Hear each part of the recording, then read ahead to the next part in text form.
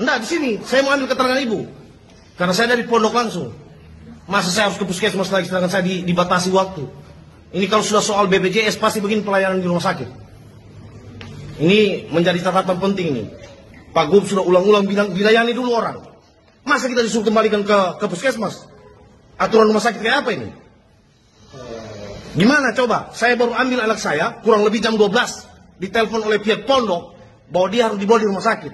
Masa saya harus kembali lagi ke puskesmas? Ini kasih jelas ini, pelayanan seperti apa ini?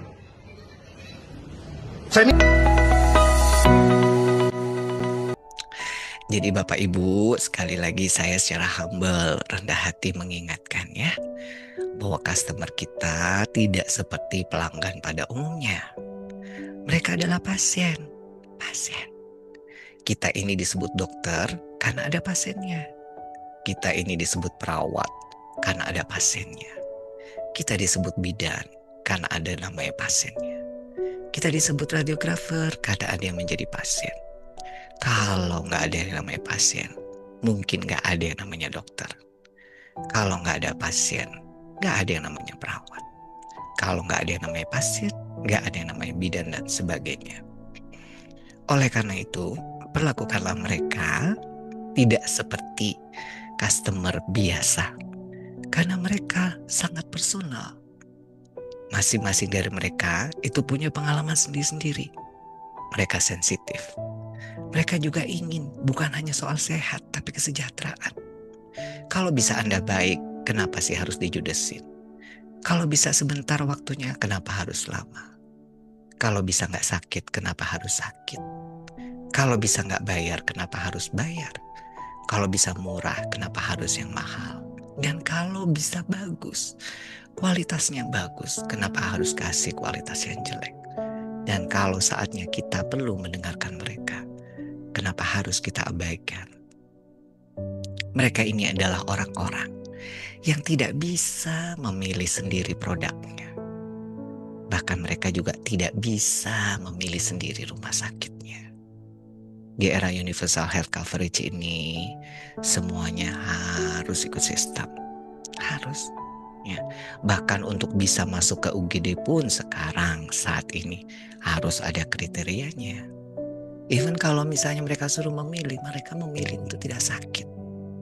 Tapi karena mereka merasa sakit, mereka butuh pertolongan. Kalaupun tidak sesuai dengan kriteria kegawat daruratannya, sampaikan dengan baik.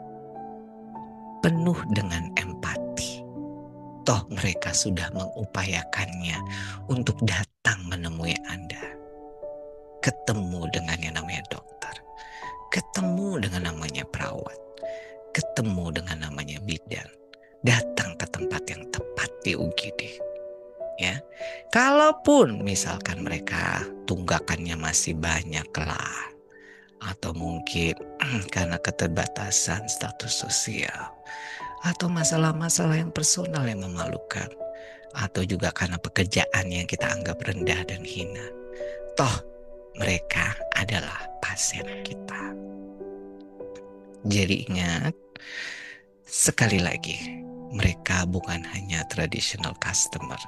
Ya, mereka adalah pasien. Ini jelas bedanya. Semakin kita tidak tertarik sama mereka, ya, semakin kita mengabaikan mereka, semakin kita tidak berempati pada mereka, maka akan semakin egois pelayanan kita dan akan semakin pelayanan yang tidak berfokus pada mereka dan semakin pelayanan ini bermutu rendah.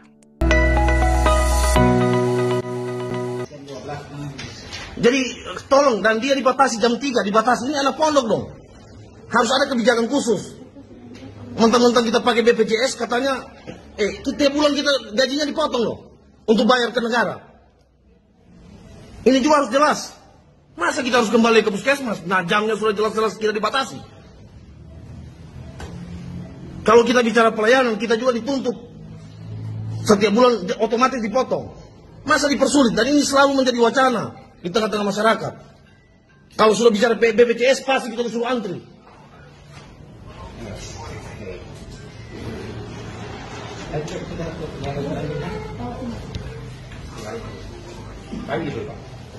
Ya? Sepanjang saya punya pengalaman berinteraksi dengan pasien, ya, sekalinya saya itu merasa punya ketertarikan sama mereka. Malah maka membina hubungan itu akan jadi mudah, ya.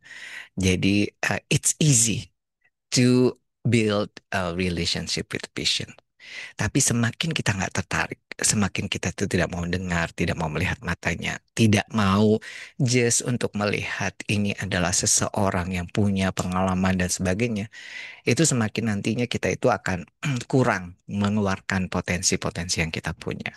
That is why yang pertama dari fondasi untuk kita itu bisa mengurangi angka komplain adalah menjalin hubungan baik dulu dengan mereka. Apapun kondisinya tanpa syarat.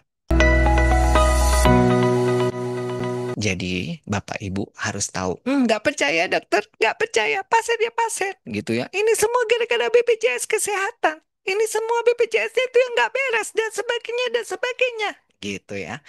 Bapak Ibu harus paham dulu ya. Meskipun ya pasien tuh nggak keluar uang sepeser pun, mereka kan nggak keluar sepeser pun, ya, gitu ya. Dibayarin pemerintah, gitu. Ternyata pemerintahnya nunggak, bercanda ya. Ada yang namanya belanja kesehatan. Ya, even though itu di cover BPJS nggak bayar, itu belanja loh Bapak Ibu. Mereka bayar belanja kesehatan namanya. Nah, mereka itu juga beli barang dan mereka juga beli jasa.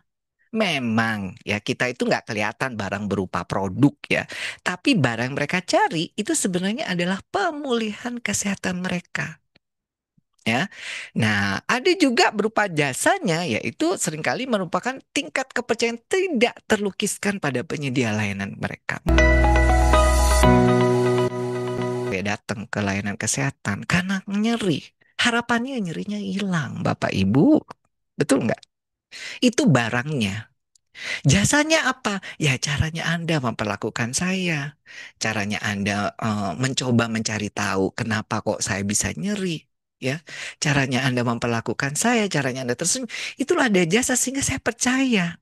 Sehingga waktu di inform consent pun, saya tuh merasa bahwa orang yang memberikan informasi ini adalah orang yang kompeten, yang paham tentang saya, atau sudah punya pengalaman banyak, bahkan ini adalah orang yang profesional. Itu adalah jasa. Jadi nanti kalau saya ditanya orang lain cerita, di rumah sakit itu gimana? Begini, begitu, saya akan cerita. Atas apa yang saya dapatkan. Mereka belanja. Kenapa belanja? Mungkin kadang Bapak Ibu itu bilang gini ya. Ya mereka kan di cover BPJS. Ibu, Bapak, mereka itu kalau ke BPJS itu bayarnya nggak bisa perorangan, Bu. Bapak ya. Mereka harus bayar satu kakak. Ya. Jadi misal nih, saya punya anak 3 sama istri saya, maka saya harus bayar 5 orang. Ya, setiap bulan. Kan, oh yang sakit cuma 1 orang ya, tapi saya harus bayar 5 orang setiap bulan. Ya, kalau misalkan saya nggak bayar 1 bulan, 2 bulan, tunggakan saya adalah tunggakan untuk 5 orang. Nah, misalnya begitu ya. Kalau misalnya jadi ada juga masih banyak orang-orang itu yang merasa, loh, aku nggak pernah pakai. Mereka itu nggak ngerti kalau yang nggak pernah dipakai BPJS-nya itu uangnya hangus. Beberapa kan kalau kalau di asuransi swasta kalau mereka nggak pakai itu bisa jadi tabungan setelah sekian tahun. Mereka bisa ambil. Tapi mereka nggak tahu setelah sekian lama. Misalnya, saya sudah ikut BPJS selama 7 tahun. Ternyata hangus uang saya. Iya hangus. Itu udah jadi sedekah. Jadi walaupun Anda nggak sakit, itu Anda jadi sedekah. Ini semua kan bagian daripada universal health coverage. Ya Bapak Ibu, Bapak Ibu, dan saya yakin semuanya punya. Saya yakin kemungkinan besar BPJS Kesehatan. Dan Anda adalah orang-orang sehat. Dan harapannya kita ini yang sudah sehat aja, itu sebenarnya sudah menolong orang banyak. Ya Bapak Ibu ya, kitanya sudah sehat saja dan membayar BPJS, sebenarnya kita ini sudah menolong orang banyak. Apalagi yang sehat ini kita gunakan lagi untuk menolong mereka. Aduh, berapa banyak itu kalau Tuhan itu tahu ya. Ini kok nolong udah dia nggak ngapa-ngapain aja udah nolong menjadi sehat untuk dirinya saja udah nolong orang banyak. Kok ini apalagi tambah mau menolong mereka. Nah, kalau misalnya kita itu suruh boleh milih, kalau saya itu boleh milih, maka saya lebih suka memilih untuk menolong daripada yang ditolong. Sungkan, sungkan Bapak Ibu.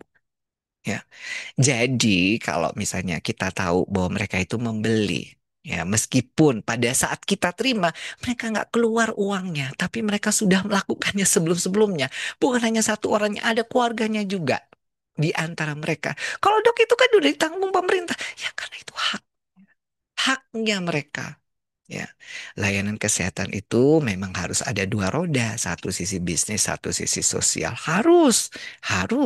Kita dulu jadi dokter itu hmm, karena ada kontribusi daripada orang-orang ini yang mendukung kita jadi dokter. Ya, kalau misalnya saya nih kuliah di kedokteran yang universitas negeri, ya, kemudian di rumah sakitnya rumah sakit negeri, ya artinya saya akhirnya lulus jadi dokter itu kan karena banyak kontribusi bahkan istilahnya subsidi dari pemerintah yang saya dapatkan sehingga harus saya kembalikan. Walaupun dibilang ya saya dokter kan S2 sekolah sendiri biaya sendiri iya dan sebagainya tapi kalau kita mau humble ada ada peran bahkan mohon maaf ya dulu waktu anatomi itu harus ada kadavernya mayat